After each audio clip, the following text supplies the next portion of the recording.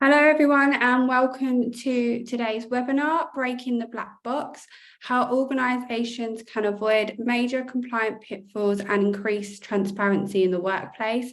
While we're waiting for everyone to join, feel free to share any questions you may have below, and also let us know where you are listening in from today, as our speakers are from the UK, the US. So yeah, feel free to let us know where you're from. It would be great to see where our listeners and panelists are from today. Thank you.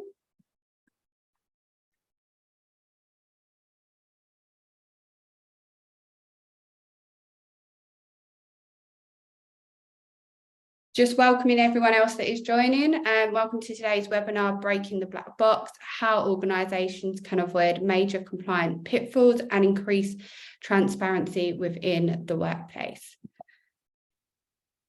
So before we get started, I just want to share the webinar format with you all. So everyone will be muted except for our speakers today. But as mentioned, if you have any comments or questions, you can put them in the Q&A box or the chat box, and we will answer them at the end of the session. And everyone attending, you will receive an email tomorrow afternoon with the recording of today's session, if you want to watch it back or share it with any of your colleagues. So just a little update about us, Clause Match, the host of today's webinar. We are an award-winning regulatory technology company. We have offices across the globe, so US, UK, Portugal, Singapore, and we support businesses, large enterprises, and also smaller businesses, fintechs, and financial services companies. So just going to hand over to today's moderator, which is Carol Lemus, our marketing director. Thank you, Emma. Welcome, everybody. So the topic today is breaking the black box, but after all, what is the black box? So a black box in computing and science is basically a system that lacks transparency. You can see the inputs and outputs, but don't know exactly how it works inside. When we bring it to the concept of compliance, to the context of compliance, it is an inefficient, sometimes poorly executed program that lacks documentation. It's difficult to measure, lacks traceability, much more reactive rather than proactive, and relies almost exclusively on people's skills and not systems and processes. So with that said, I'd like to welcome our panelists. So I'll come to each of you and ask you to introduce yourselves briefly. So I'll come to Lorraine first. Can you tell us a little bit about yourself, Lorraine, please? Indeed I can, Carol. Thank you very much, and thank you for the invite to today's webinar. My name is Lorraine Moult. I am Head of Payment Services at Thistle Initiatives. Thistle Initiatives is a regulatory and risk consultancy business, and particularly I'm dealing with payment services firms, so payment institutions, e-money firms, pretty much supporting them and guiding them through the sort of complexities of what is very often the regulatory agenda. Perfect. I'll come to our next speaker, Shelley Grayson, who we will be calling Shelley MLRO today, because we have two Shelleys as panelists today. Shelley. Okay, thank you very much. Yeah, I was formerly Shelley Schechter Khan, but got married on Friday, so now Shelley Grayson. And I spent the last 30 years in TradFi, and I like to say then, and the 30 years after that in crypto, because every year in TradFi is like 10 years in crypto, just because of the pace of change there.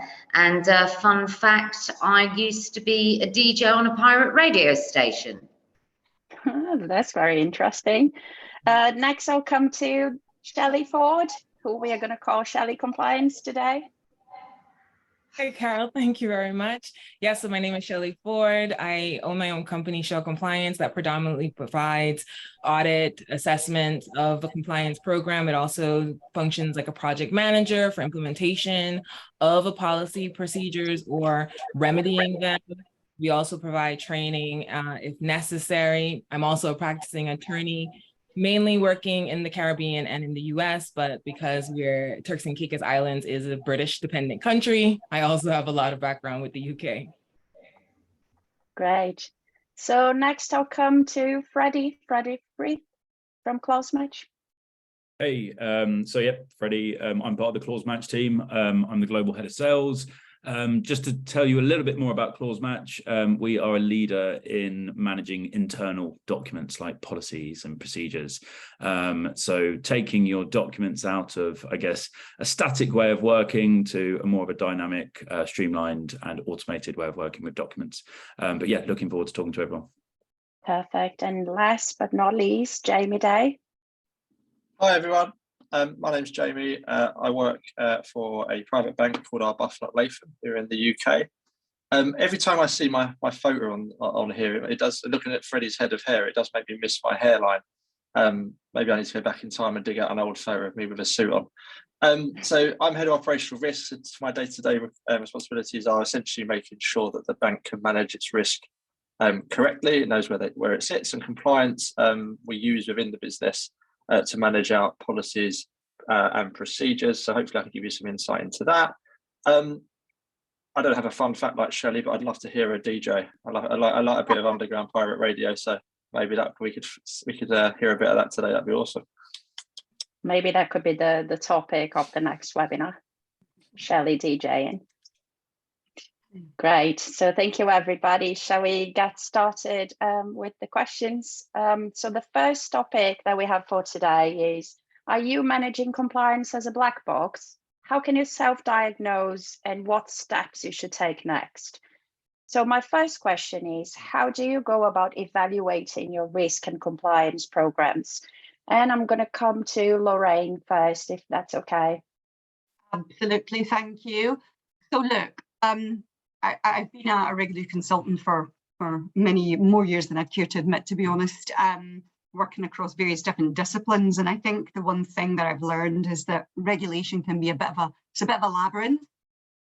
So I can understand why sometimes firms may want to look upon it as it's a bit daunting, and they therefore approach it in this sort of black box way.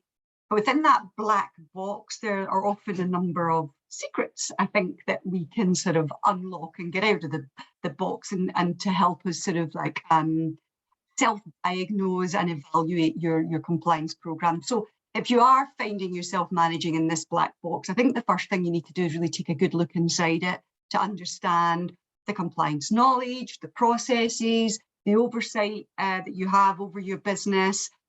So, you know, by expanding on the knowledge, your regulatory knowledge, you're going to move from that black box to more of an open book. Considering the processes, I think one of the things that I often notice when firms are operating within that kind of confines of that black box, as it's described, their processes are often quite convoluted.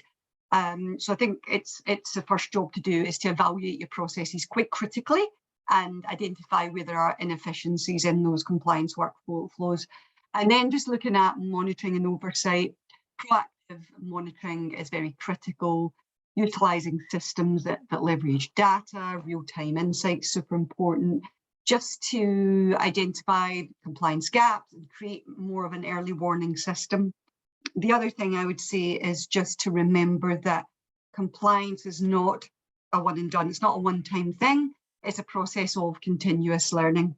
And as part of that continuous learning comes collaboration. In my mind, I think no one is going to be able to solve that black box puzzle alone. And so when you're looking to evaluate your compliance program, I think collaboration across the business is a must. And maybe even, may I say, engaging external expertise where you feel is necessary. So that to me would be the sort of key initial steps that I would recommend anyone takes. Thank you, Lorraine. I'll come to Shelley, compliance next. What are your thoughts, Shelley? I tend to deal with a lot of small businesses. So their biggest fear is finding the resources to get the professionals in to help them evaluate, to help them develop the knowledge base. So I get a little bit simpler when I tell clients what they could do on their own. It's simply the comparison to get to the gap analysis that Lorraine was talking about earlier. And you have a compliance program, you have the results of your compliance program, or you're just operating something in a black hole and you have an output. Comparing the two is usually your beginning step, because I've seen a lot of times your compliance program has certain steps involved in it, and in actuality, you're not doing it.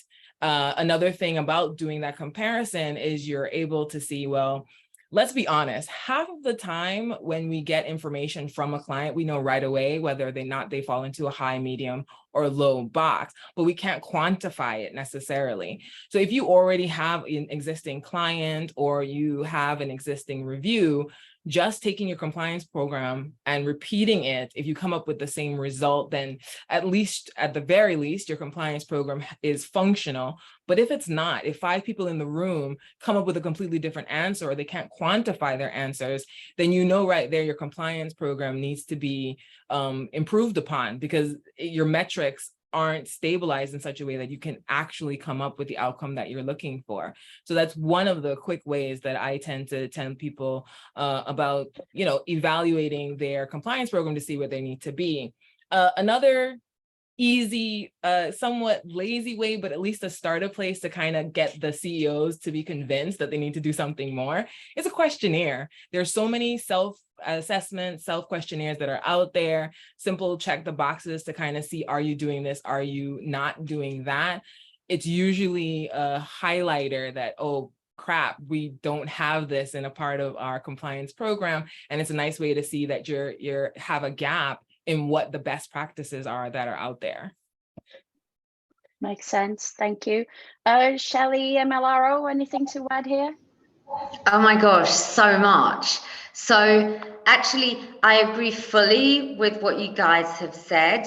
And what I have experienced as shedding some light on the blackness in the box, or sometimes the void that's inside the box, is it all starts with your risk appetite statements. So having that dialogue with management, getting them to dedicate the resources, just getting them to understand the size of the problem and that there is an ocean to boil and you've only got one kettle. So it's up to them to set the strategy, and then up to you as either MLRO or Chief Compliance Officer. Can you live with that? And that's a really genuine question facing people in compliance every day. So whilst ever your compliance program and its outputs are unclear, you can't even start to answer that question. So I'm pretty textbook, starts with the risk appetite, maps to your risk assessment, and then you look at technical compliance. What do your policies and procedures say? And then is it effective? Is it embedded? That comes out through your monitoring and audit function. Right. Yeah, it does make sense. So our next question is, you found out that you were actually managing it as a black box. So how do you go about fixing it? How can you identify gaps in the processes, and how do you go about fixing it? So, Shelley, do you want to be the first? Yeah, I'm happy to jump back in on this. It is that rigor and discipline. It is that ability to know where to find your information and who your stakeholders are. So one of the greatest ignored obligations that companies have, not just financial services companies, but every company in the UK that is aspiring to comply with the corporate governance code, is you must know your risks. And you must have that documented, and you must have a plan for managing them. So it's not just firms in the financial space that need to do this, it's every firm, but of course, resources are always too short to do what you need to do. So it's about picking out what is going to shed light within the box. What is it you want as someone who is accountable for compliance? What is it you need to bring to the attention of your board or your fellow senior managers in the firm? And really the only ways of doing that is to have your documentation rigorously in order. So I'm sure this is music to Freddie's ears, but it's a special type of OCD. So like when I'm hiring people, and if they're interviewing at home and they don't mind, I'll say, just show me how you organize your wardrobe. And you can see if it like goes from white to colored to black. That's my favorite sort of compliance person. Yeah, or you have someone who has the help come in to organize it from white to colors to black, because that's the way they need to have stuff ordered. If you're going to be able to find it, you've got to be able to identify easily. Perfect.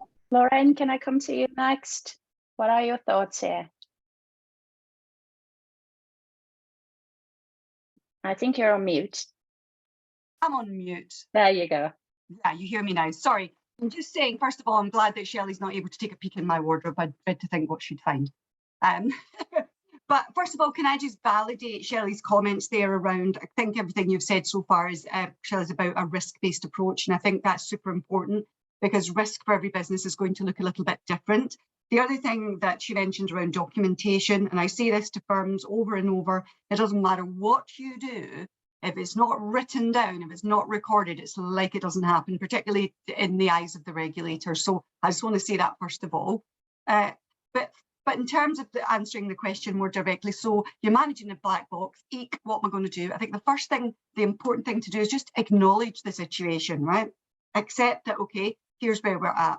And I think it's okay to recognize that managing it in a black box is a challenge also.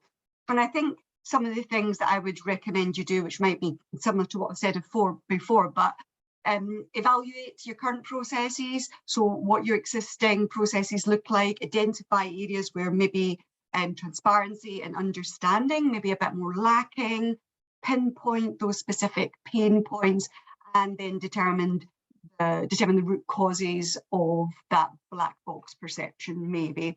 I think it's really important as well is to, I say it again, but I think that cross-functional collaboration, breaking down silos, because often that's how it comes around, to be honest, because everyone's doing their own little bit, no one's talking.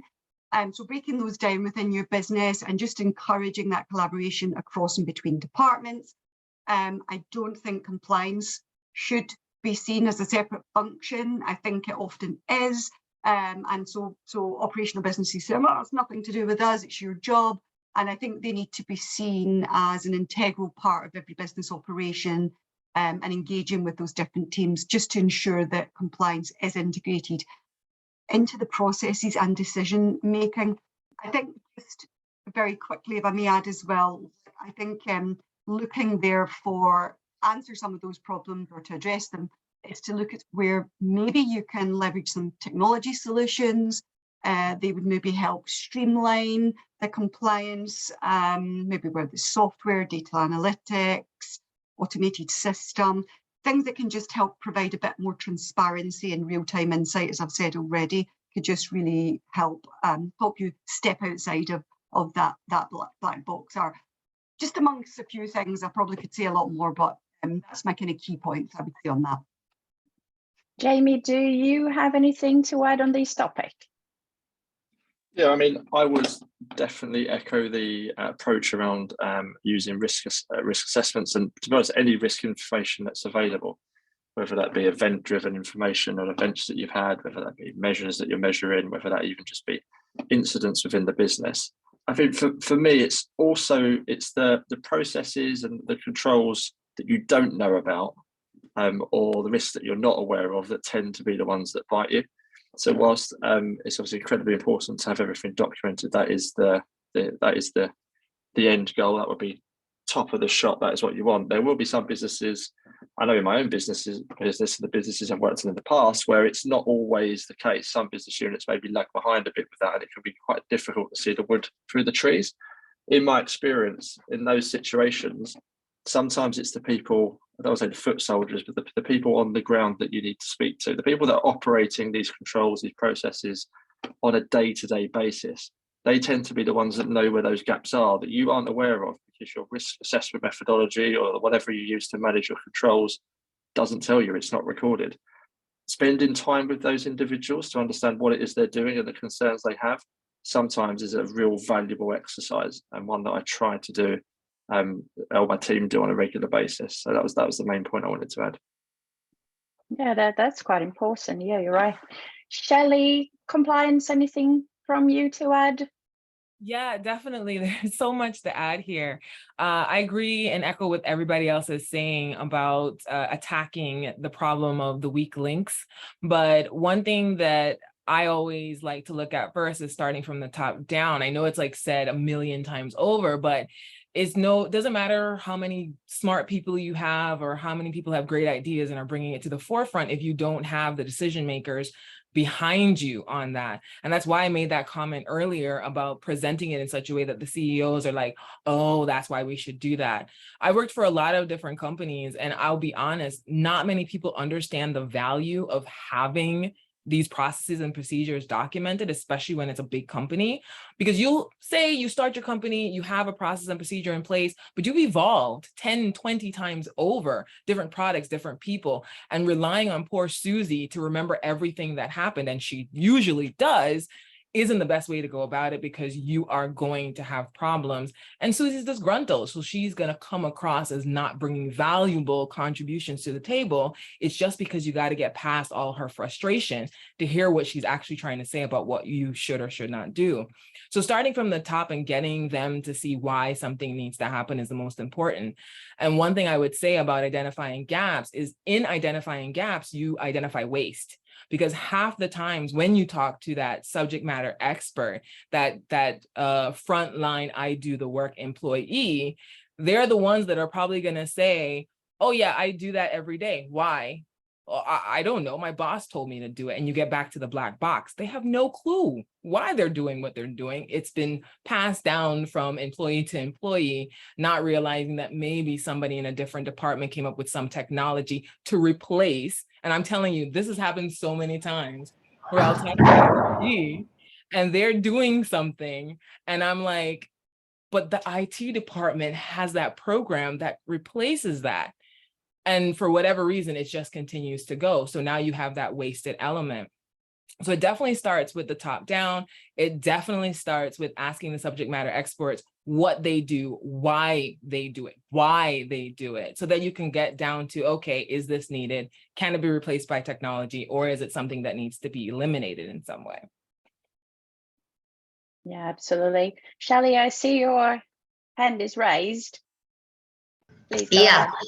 Yeah, thank you. And apologies, this is like normal startup world where you've got to sit on the stairs if you want to have a Zoom meeting.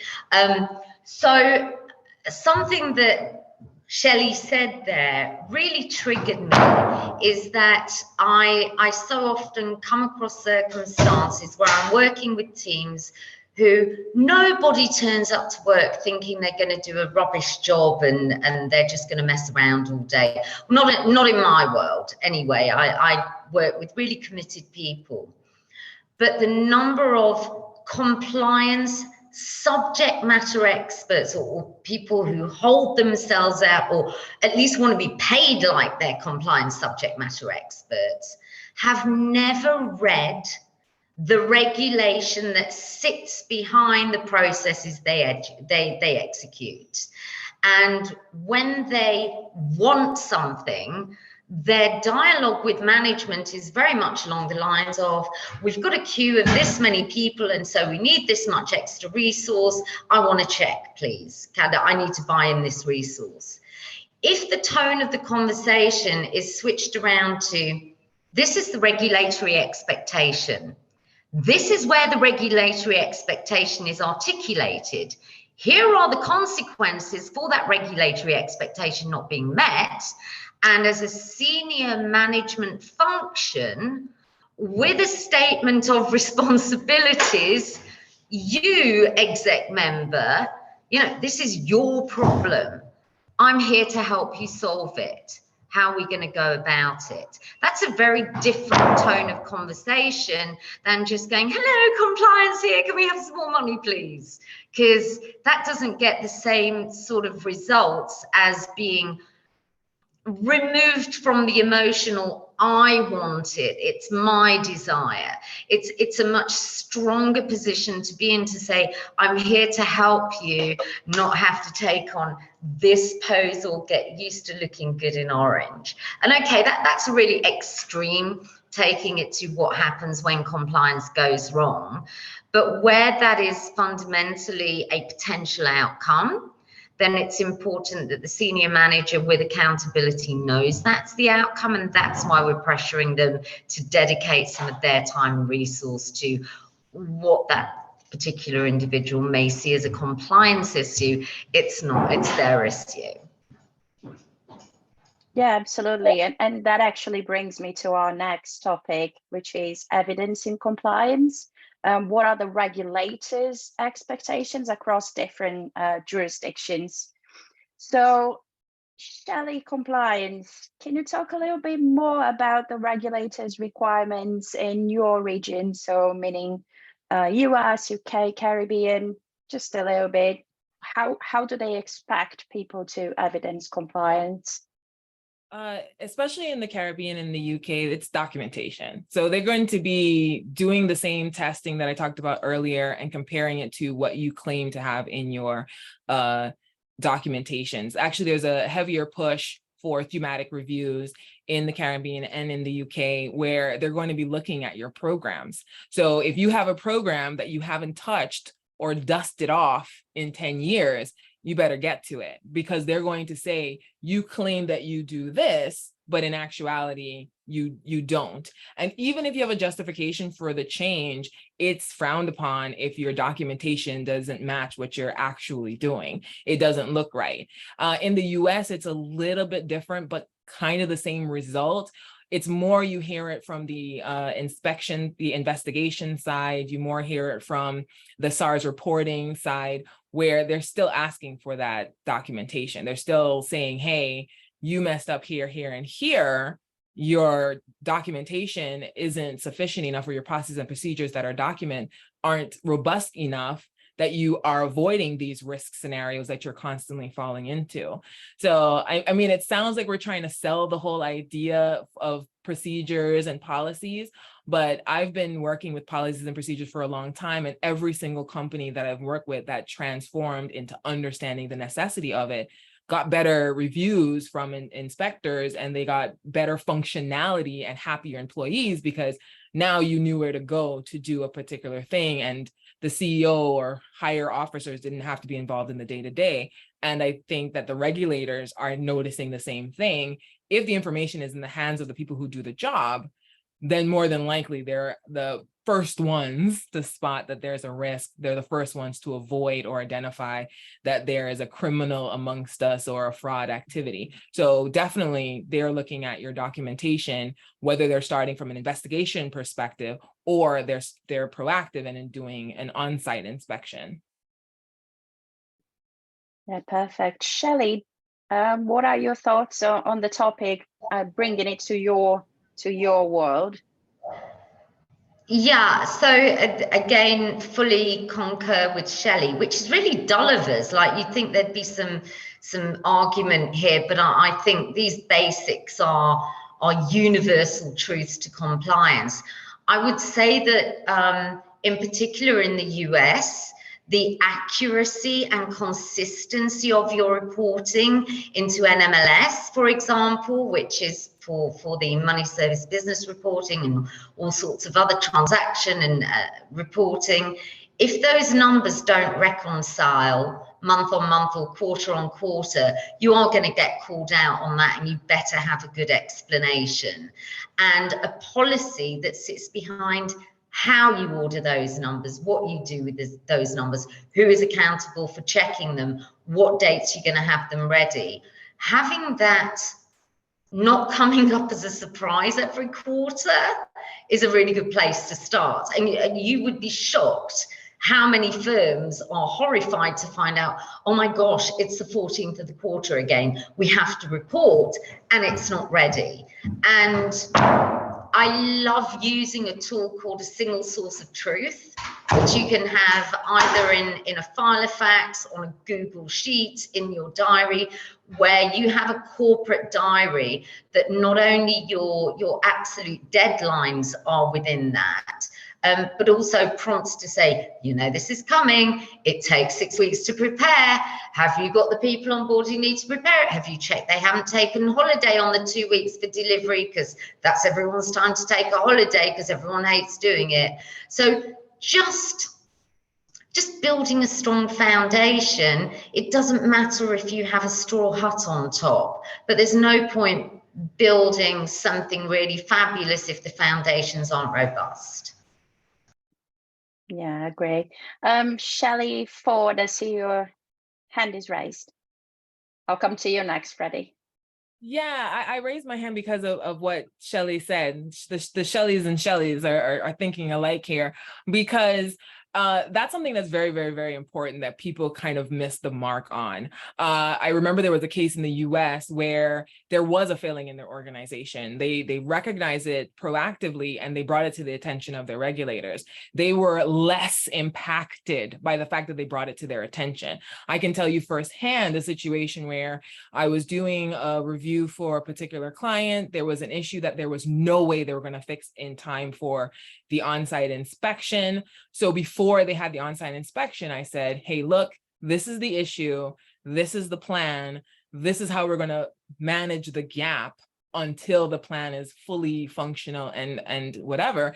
And they were like, oh, wow, this is great. They didn't even bother to levy the fine. They actually even didn't bother to mention it in the report because it was addressed by the highest persons in the company. So I think a lot of the times, and I've dealt with customers like this too, where they're like, well, if the regulators haven't seen it, why are we going to tell them? Let's put a Band-Aid on this and put them in the box. Like, you're going to get yourself really screwed over if you don't just acknowledge it first. This is something my mom always taught me. If you did something wrong in school, tell me first, because if I find out before you tell me, I'm in worse trouble. And it's the same concept when working with the regulators. Though be careful how honest and forthcoming you are, but still, if you know that there's no way you're going to be able to fix that particular problem, don't lie, don't hide. You actually embarrass yourself, because if there's something that's obviously wrong and you're not bringing it to the attention, you're challenging the fit and proper test of your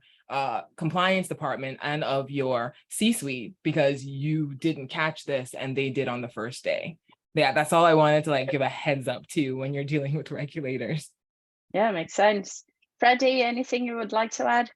Not to add, more of an open, potentially contentious question. It's geared maybe towards Shelley Emilerow. With MiCA coming into effect in April, I want to get your thoughts on how you think the crypto industry is going to respond to maybe more of these stringent rules and requirements. No, great question. So how I have seen the industry responding is it's welcoming regulation because it's providing certainty that is lacking. And whilst in some jurisdictions not having certainty isn't a problem, in particular in the US, it's created a hostile environment and regulation through enforcement, which means you need very deep pockets for the legal expenses. And that's actually, it's ended up in what's being called choke point 2, where businesses are deliberately leaving the US, deliberately setting up elsewhere because they want to wait for the regulation to settle down. So in general, yay, we all love regulation because then we know what standard it is we have to aim for. But then let's roll it back a bit. So in 2018, that was the first year there was regulation in crypto, right? And it didn't even come to the UK till 2019 with the MLRs. And before then, it was all a sort of, well, no one even knows who's responsible for this stuff. So you have compliance teams inside crypto firms, and that is such a wide variety of firms, but just take this as a broad brush general approach, that these teams, all they had to do was comply with the money laundering regulations in their jurisdiction. We're now looking at that as being about 15% of what they have to do. And alongside that, just for example, in the UK, you have the customer duty, you have the financial promotions regime, you have the senior managers regime, you have segregation of client assets, you have treating customers fairly and the conduct rules and all of this stuff that the teams inside the crypto native firms have never experienced if all they've done is crypto compliance. So the payments industry is going through the same pains at the moment as well, because all these regulations have come about because consumers are not differentiating between a full service bank and whether they're with a firm like Anna Money. You know, for a business account, it feels like they're getting the same product service and would be afforded the same protections. So it makes sense to have that regulation in place across the spectrum of those service providers.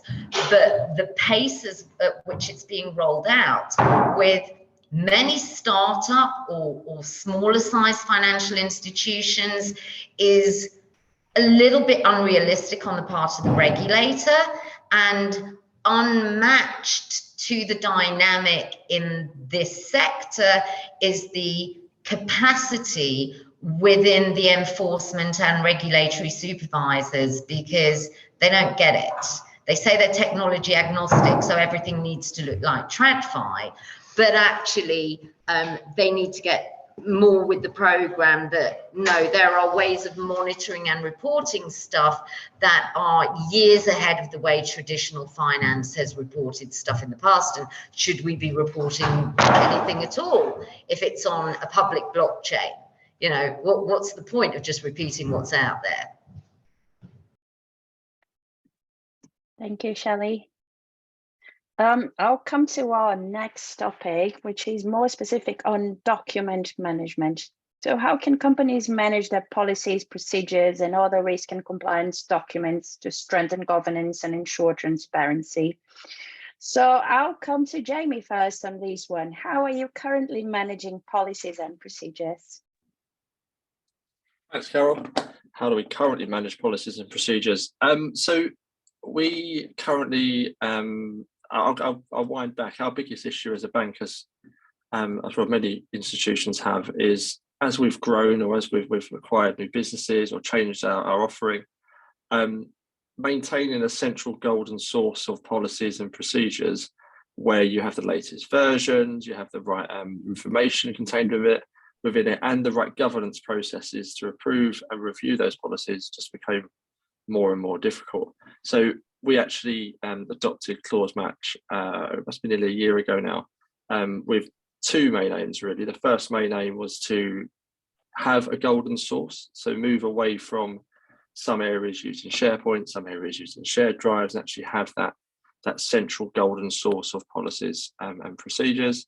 And the second section of that is then having the ability to have one golden source of the truth in terms of version control. And what I mean by that is getting the executives, the policy committees, etc., to buy into the fact that this tool or what we've chosen to use will give them greater clarity on the changes within the business.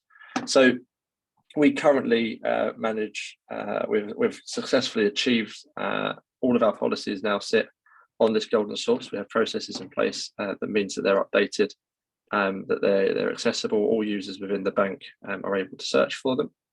In terms of the second question, this is where I can see the go forward model within risk management, especially in my company.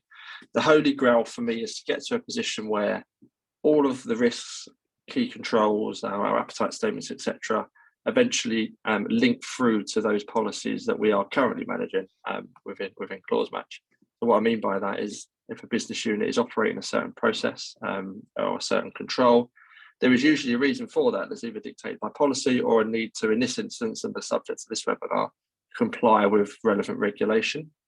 At the moment, they're two separate things. There isn't a specific link across. In some areas, it's easier to link than others. For me, in order to do it fully safely, is to have those and connections across from both your risk framework, but also your policy suite and your underlying procedures. And that's really what we're working on our next phase. That's what we want to do. Maybe I can probably leave my job once that's done. I think everything would have been delivered from a risk framework point of view, but that's the holy grail that I want us to get to. So from a personal perspective, that's how we currently manage policies and procedures, and that's what I'd like to achieve as we move forward as a business. Perfect. I doubt they wouldn't need you anymore, but well, Lorraine. AI take over. Yeah. Lorraine, do you want to comment about how you've been dealing with the topic with your customers? Yeah, so this is I feel like this is a bit of a broken record actually, and a conversation I have over and over again. Management of policies and procedures tends to be something that's way down the list of a firm's priorities for whatever reason, and I don't think many firms understand the importance of such documents as a directive control for your business. It is the first thing that creates your control framework, is directing people as to how you expect things to be done. The type of issues I come across, therefore, and you know, the commonplace is, first of all, a lack of documentation, which is never great. So as I said before, if it's not written down, it doesn't happen in the eyes of the regulator, and it's not helpful because then you've not got one source of the truth and everyone can therefore go away and do it their way. Where documentation does exist, unfortunately, what we find is there is poor document administration. So there's lack of regular reviews, there's lack of governance and ownership around the policies. So, you know, who actually has control of making sure those policies are updated, that the right version is out there, and that there's not, and this happens, there's 6 different versions, and depending where you are in the business, you're using a different one. The most critical thing, I think, with the documentation is documentation that's not tailored to the business's model. And that's quite key. A lot of people think it's okay just to download something and then just swap over some names and that's good to go. It's never the case. Or equally as bad, they are not applied in practice. So they're there, we've got them, we've ticked that box, that's great, but no one ever really looks at them or follows what is supposed to happen. So that's, again, quite a common practice. Or you've got duplication of documents or lack of consistency across similar documents. And you know, if you're talking about money laundering, for example, as an area, there's supplementary policy documents, for example, that are supporting that, and they talk at cross purposes to themselves.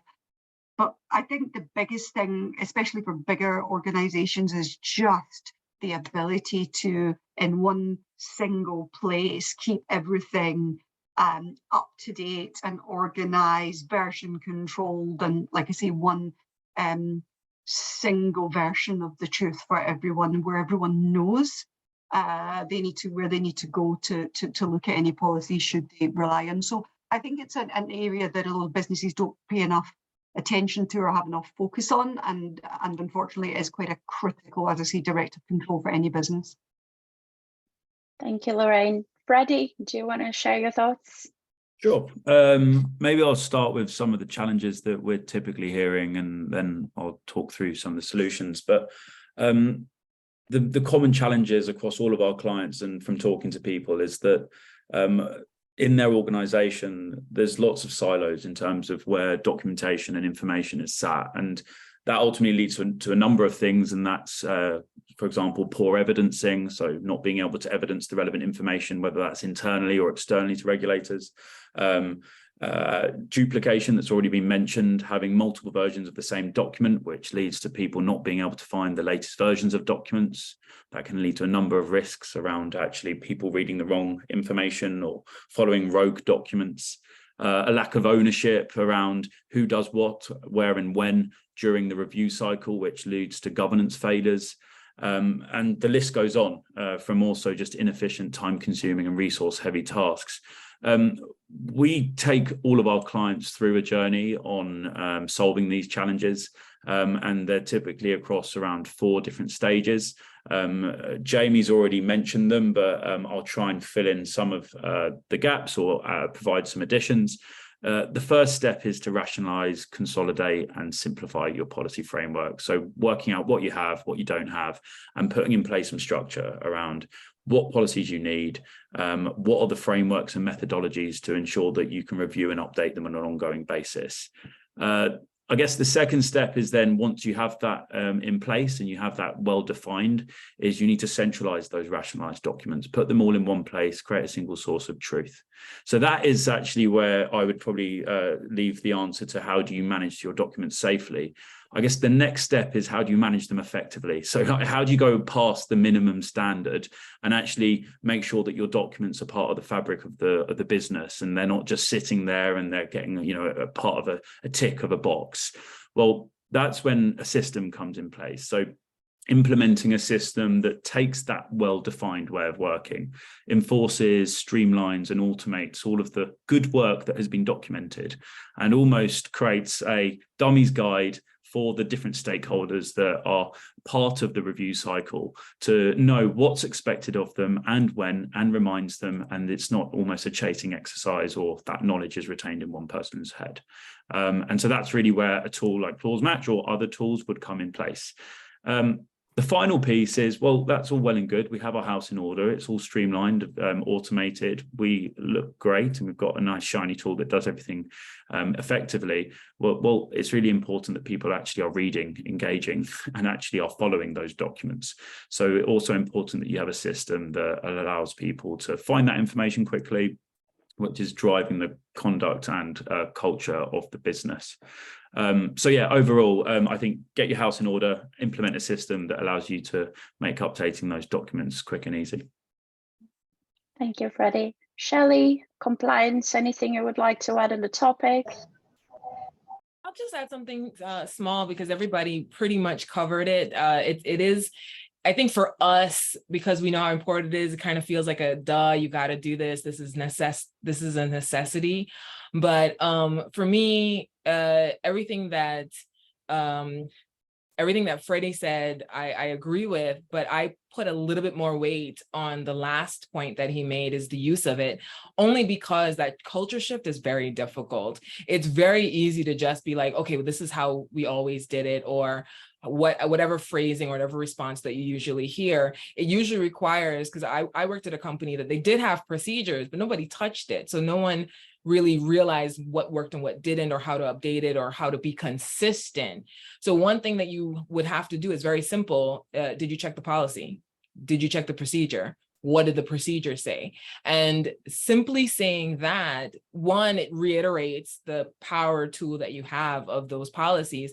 Two, it identifies if the policies or procedure doesn't work because something has now changed.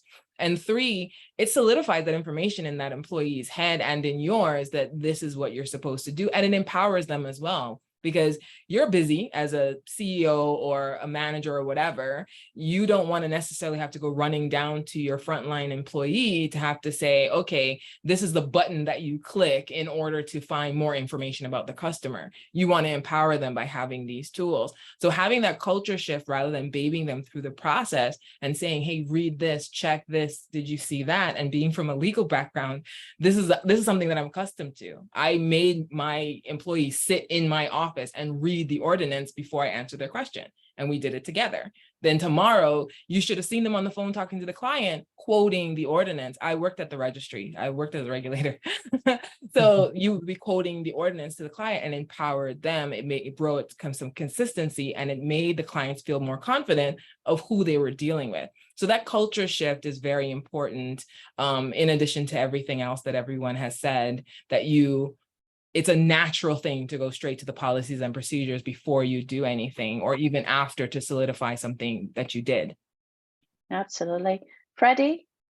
Yeah, I just want to agree. It's a really important point, and really we hear often that people are wanting to first measure, are people engaging with documents? But our question is always, so what?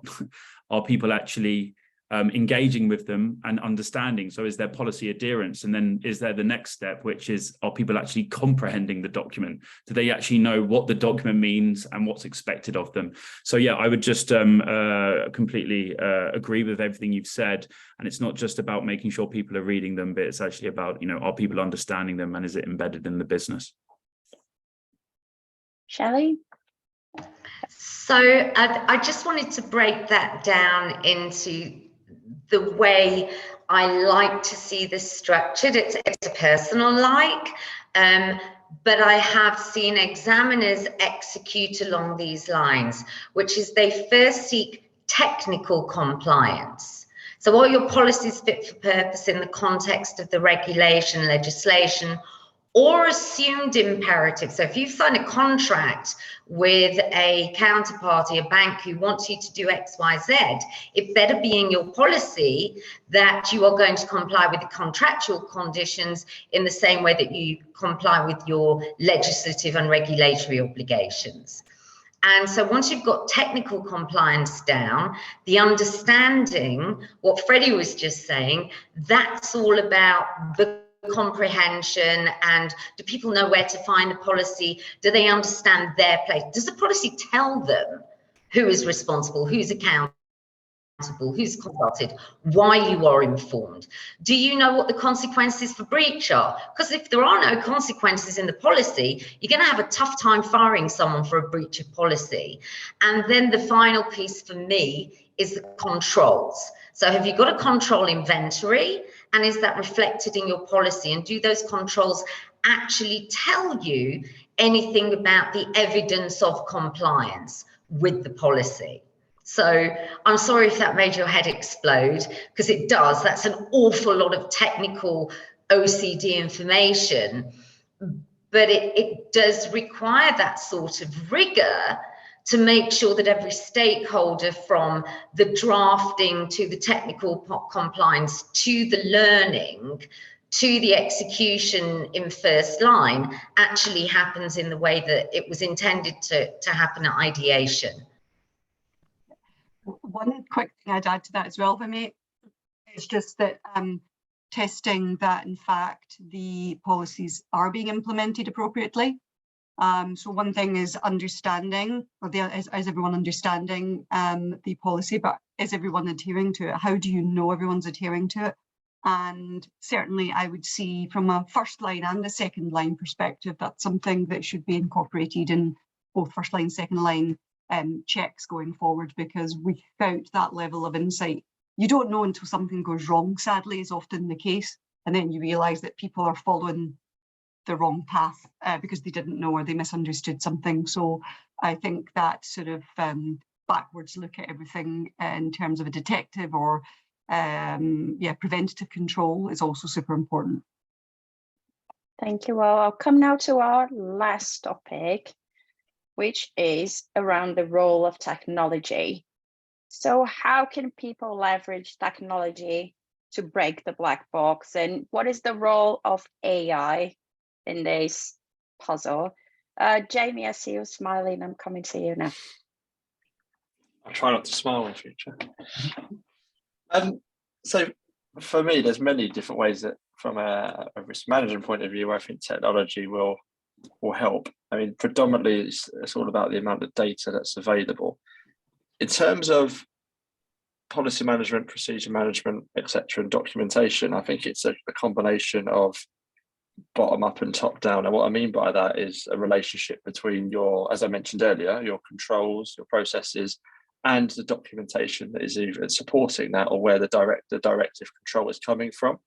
So, for example, in a business, if we have had a significant risk event somewhere, or we've had a control test failure, or we've had an audit failure somewhere, the ability for technology to not only know what control or risk that's impacted, but conversely, what different policies have breached, but with this technology being able to tell you simply, easily, what areas of those policies you've got concerns with or issues with, and being able to report against that. So it's a joined up approach. You don't have that segregation between the two. And from the other one, from a top down perspective, it's when this is a bugbear of mine in the business I've got now, and I've seen it even in larger businesses without naming them where they're not very good at this, is when making changes to policies or higher level policies or frameworks, it's not fully understanding the implications of that change within the business. So a business, a second line area or either an SME area may decide to make a change to a policy that gets approved, but how do you make sure everything that's affected by that policy change is actually located, considered, and then changed within the business? And I think technology can have a big role to play in that. Again, it's about linking, it's about knowing, well, if you change that part of the policy, this business is impacted, this process is impacted, these individuals need to be impacted. I haven't seen a solution as of yet. Most of the ones that I've seen have been quite manual, where that works in a pretty good way. I still think it can be quite a disconnect between the two. So for me, there will be the bits where I believe technology hopefully will make a bit of a difference. And I won't even get down the road of AI. I mean, who knows what will happen with that? I've seen all kinds of demos and things in risk management about what can happen there. But. Shelley, you raised your hand. Shelley, MLRO. Yeah, so I have to go there as to the role of AI. So everyone who knows me over the last 6 months knows that I have taken a massive interest onto how we can save the souls of the compliance community by eliminating repeated tasks, systematic work that is capable of being addressed through AI.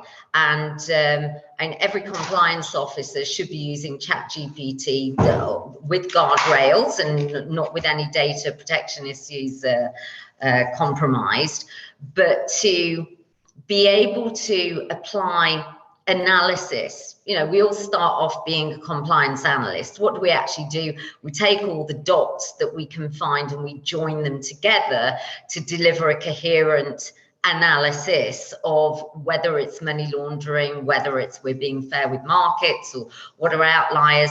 AI does all that in the blink of an eye. It does it more consistently and it does it better than us when it's prompted correctly. So I think my takeaway here is that everything is changing in 2023 and the role of technology is going to feel very different and potentially quite uncomfortable for a while until we get with the program. Thank you. Shelley? Compliance? Yes, I would have to say the same thing or very similar to what Shelley mentioned, because the past year, more so the past 3 months, there's been an explosion in the compliance world when it comes to AI and machine learning or any kind of technology to support what compliance officers have to do. Because you would see in the last maybe 3 years, it's been increasing that every year there's this dump more or less on the compliance desk of these new responsibilities and regulatory requirements. And worse so if your company has multiple locations or different branches in different jurisdictions. So they actually do have, there is a company out there that has an AI system that functions as an entry-level employee. And it does the whole process of soliciting the documents from the clients, running through the information that's been provided by the clients and informing the client whether or not they've been successful in being onboarded. You can either have the AI make that decision for you, or you can have it roll up to a particular person, and then that person then decides whether or not they agree with the AI's decision. But the cost of it, of course, is probably the same as having an entry-level employee, or maybe even a little bit more. But what it is that now it frees you up to have just this one AI, and it covers like maybe 3 or 4 employees because all of the information is being done simultaneously.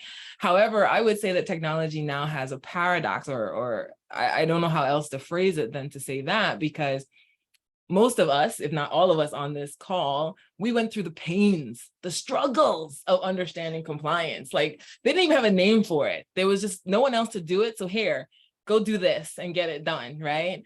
And so now if you have that element of an entry-level employee taken away and they're no longer going through the pains of having to understand that element of, you know, what information comes in, what does it mean, all of the analysis of it. We go back to that issue that we had at the beginning of the black box, where people are just doing things because their checkbox tells them that they're supposed to do these things.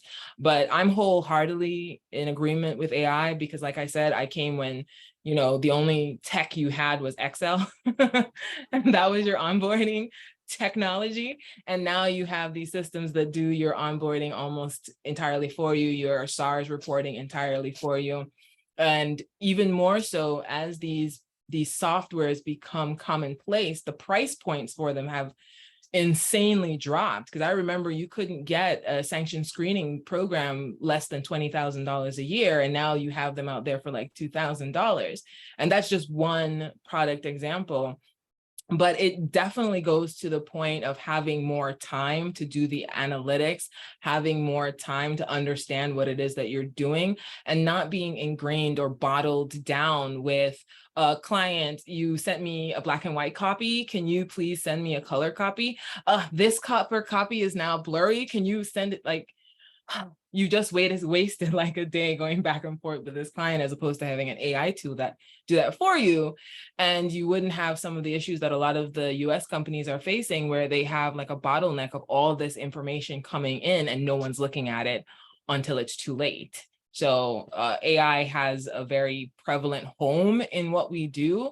It's just a matter of how quickly it's implemented and how readily it's accepted by the industry. But I think people are getting more and more softened to the idea of letting go of the reins. Like you say, you just have to be cautious. You just have to know the risk factors in certain implementations of certain products, how they work together, especially if you're going to be looking at one product that does sanction and a different product that manages KYC and a different product, et cetera, et cetera.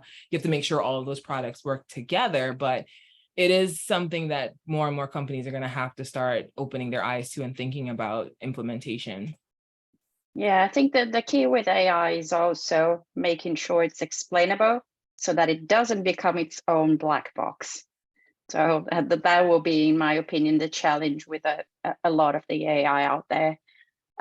Freddie, do you have anything to add here? Conscious we're a bit out of time. Yeah, I'll be really short and quick. I think you can probably provide the same answer to both questions. So technology, it's not a silver bullet. But the responsibility should always be sitting with the individual to own and execute a program. It just provides you a more, I guess, streamlined, efficient, traceable, and more effective way of doing things.